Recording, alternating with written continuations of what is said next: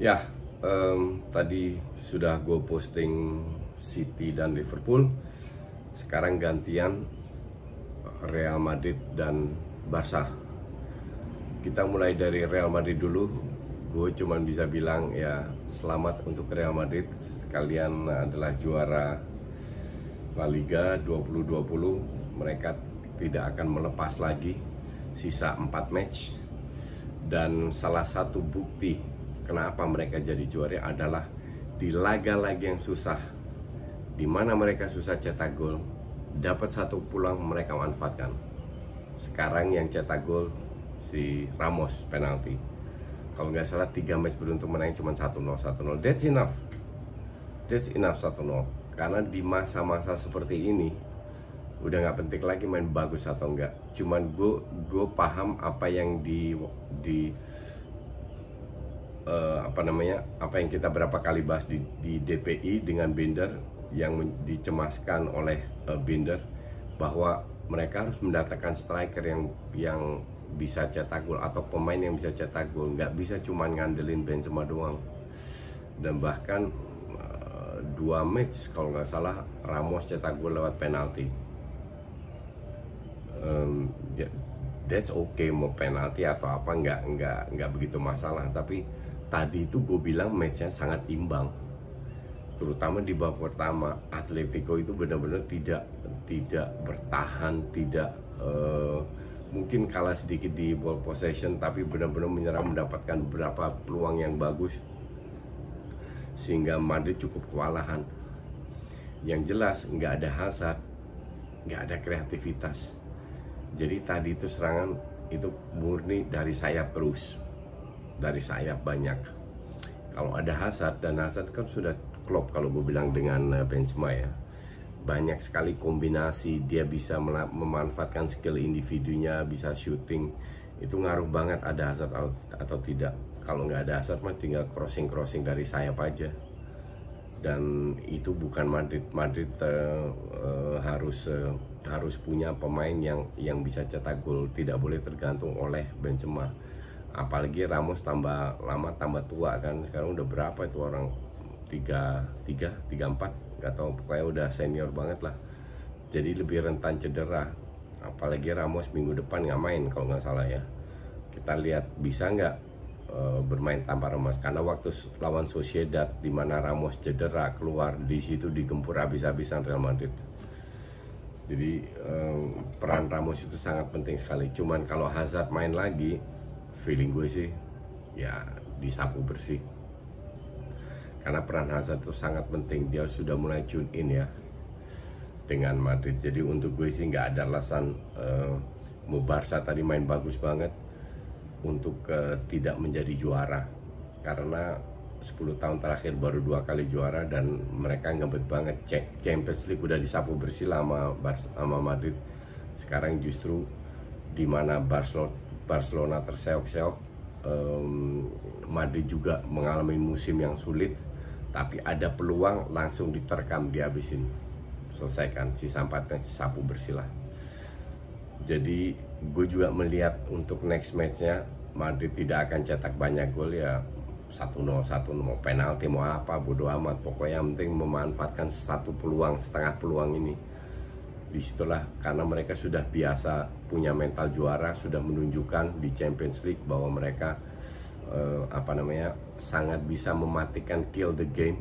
Pada saat 1-0 itu dapat, mereka solid di belakang. Courtois juga lagi bagus performanya. Eder Militao menggantikan Varane, tampil bagus. Modric, so-so. Yang lain ya Asensio ya not bad lah, digantikan akhirnya, ganti sama Vinicius. Rodrigo juga not that bad. Casemiro lumayan bagus. Valverde cukup bagus, bekerja keras. Ramos, bintangnya Ramos. Marcelo Carvajal seperti biasa solid. Jadi untuk gue sih layak menang. Oke, kita bahas Barcelona. Barcelona sekarang harusnya main 3 match sebelumnya, di mana mereka main seri, harusnya main kayak tadi. Feeling gue ada pembicaraan antara Setien, Bartomeu, Griezmann dan Messi dan Suarez. Karena baru tadi kita lihat Messi kasih banyak bola ke Griezmann, Alba kasih bola tidak selalu ke Messi, Suarez ya tetap Suarez, tetap bisa, harusnya tadi bisa tambah 1 gol dari Griezmann kalau Suarez nggak egois, tapi Suarez selalu egois, jadi bukan sengaja kalau itu emang karakternya dia begitu. Karena tadi tampil beda banget. Praktis kalau gue bilang bukan 4-3-3 tapi lebih 4-4-2 ya. Griezmann, Suarez, Messi di belakang, Busquets DM, tambah Sergi sama Vidal tadi. Vidal doang yang main hancur, yang faktor faktor minusnya lah. Gue bingung, itu orang nggak punya otak. Passingnya juga berapa kali asal-asalan, asal syuting, gerusak-gerusuk, bikin pelanggaran nggak penting. Tadi mainnya itu Barca yang semua fans idolakan. Bahkan komentator di beIN Sport tadi bilang mereka sudah lama nggak ngeliat Barca main ini. Kalau Barca main kayak tadi, itu lawan Celta, lawan Sevilla, lawan ATM disapu bersih itu, selesai itu. Villarreal tuh 4-1, golnya Messi, sedikit offside dari Vidal sebelumnya, proses sebelumnya, kalau nggak udah 5-1. Tadi 4-1 kan, iya. Kalau nggak udah 5-1, atau free kicknya Messi kena bisa 6-1. Tadi di luar gol itu mainnya luar biasa. Villarreal tuh nggak buruk kok, sama sekali nggak buruk, nggak jelek lah. Tapi Barca bermain seperti ini bisa dibilang inilah Barcelona yang kita kenal. Jadi pada saat mereka bertahan banyak kombinasi dan benar-benar dimanfaatkan, nggak hanya cuman ke Messi, Alba dan Suarez. Semoga ini bisa diteruskan karena ini sangat penting untuk Barcelona. Semoga Messi bisa menyingkirkan egonya lah, kasarnya begitu, menyingkirkan egonya dan benar-benar bermain untuk tim. Karena lihat Barca tadi benar-benar swingnya luar biasa.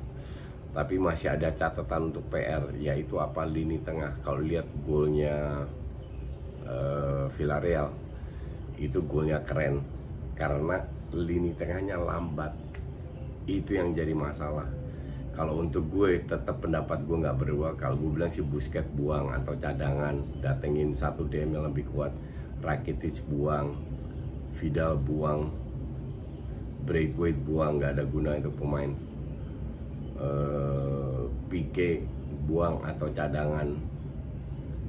Yang lain ya masih oke, ditambah beberapa pemain senior. Karena pemain muda udah cukup lah, Puig, Araujo sama Alena cukup lah kalau gue bilang. Suarez, Griezmann, Dembele semoga dipertahankan. Griezmann kiri, Dembele kanan,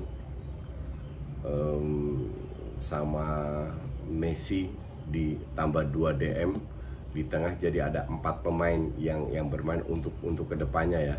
Itu butuh 2 DM. Kalau gue bilang Busquets sih terlalu lambat, Frenkie de Jong bisa, masih kencang, masih pintar mainnya, tapi Busquets itu harusnya out untuk musim depan, nggak bisa ngandelin dia lagi. Tapi intinya adalah kalau Barca bermain seperti ini di sisa 4 match, ini akan menjadi sangat menarik, sangat bagus untuk musim depan. Karena Griezmann sekarang baru lihat, dan golnya itu keren semua. Semua golnya keren. Apalagi golnya Griezmann dikasih back heel sama Messi yang jarang dia lakukan. Berapa kali dia kasih ke Griezmann, dan sebelumnya kan nggak ngelihat. 1, kedua, Griezmann juga nggak harus mundur terus ke belakang ngebantu defense. Jadi dia antara tengah dan depan, jarak untuk melakukan counter juga lebih pendek buat dia. Itu pengaruh sekali. Ini menunjukkan ya, untuk gue sih pinternya Setien. Dia melihat masalahnya di mana dan diperbaiki, dan beruntung para pemain mau mengikuti itu. Itu 1. Ya cuman Vidal aja yang harus diganti. Gue bingung, ini pemain dipasang terus, heran gue asli. Ricky Puig jauh lebih bagus daripada dia. Rakitic pelapisnya Busquets kalau gue bilang. Sergi sih kalau di bek kanan bagus, tapi tadi bermain di tengah juga bagus. Cuma ini pemain kan nggak bisa diharapin terlalu nggak konsisten. Untuk pelapis oke lah, dan ya terutama pemain yang bisa apa namanya, yang kuat dengan bola atas dan punya speed, itu yang harus didatangkan oleh Barcelona. Penggantinya Braithwaite lah, sama penggantinya siapa namanya, Umtiti nggak bisa diandelin, penggantinya Pique. Jadi kalau permainan seperti ini dipertahankan untuk musim depan akan jadi sangat seru. Semoga Dembele nggak dijual.